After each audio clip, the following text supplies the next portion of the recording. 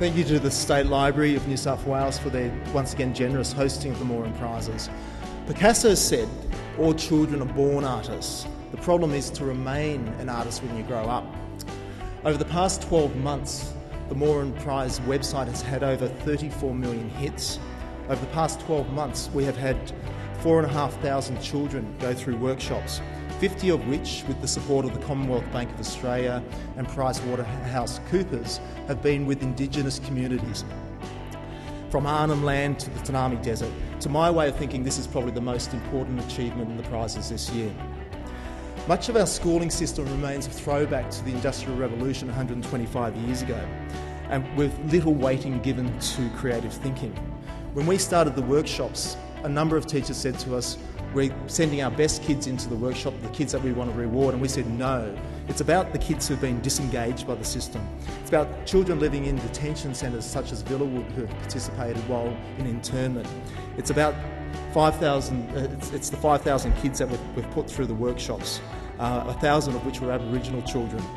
And all of those children have engaged and produced the most striking images, which is an extraordinary reflection of human creativity.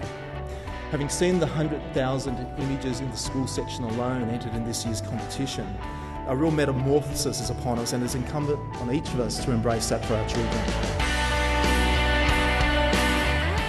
The 2011 Moran Prizes are stronger than ever, both as a competition in Australia and internationally.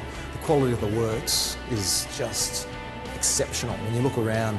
And also we're dealing with new medias. We're looking at things like mixed media. Julia Holden's Muse, for example, it's something like 400 paintings that have been put together through digital camera work, and now they come across as the work in motion or the work being in progress, being painted.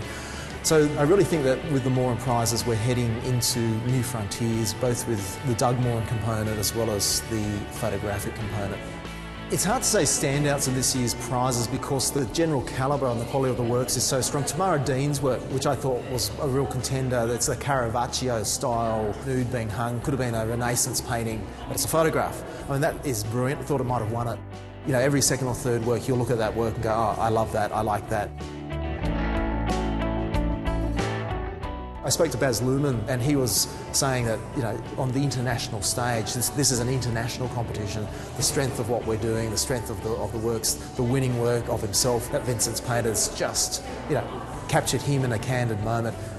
It's a wonderful show, it's a wonderful online exhibition. What you're seeing in terms of the future with art is a little bit of the tip of the iceberg. We've got exceptional works in the current media, but we're also looking at technology, whether with digital photography or whether with Julia Holden's Muse, that's advancing the possibilities within the realms of creativity. Australia's full of creative artists, it's full of creative children, it's full of creative individuals. What's changing is the technology that's available to these people, to the populations, that allowing them to express themselves through art, through different medias. Some viewers and followers of the prize may remember The Weather Girl by Jack Atley 2 or 3 years ago. It was on one of the stronger images in one of our competitions. So you're getting these photographers who keep on having their works selected over and over again because they're so strong. So there's 132,000 entries. So out of 132,000 entries, to get the same photographers with different judges being selected year in, year out, Tamara Dean's another one. These works are exceptional. They're not good, they're collector's items, they're works that will stand the test of times, that will look good in 20 years or 100 years.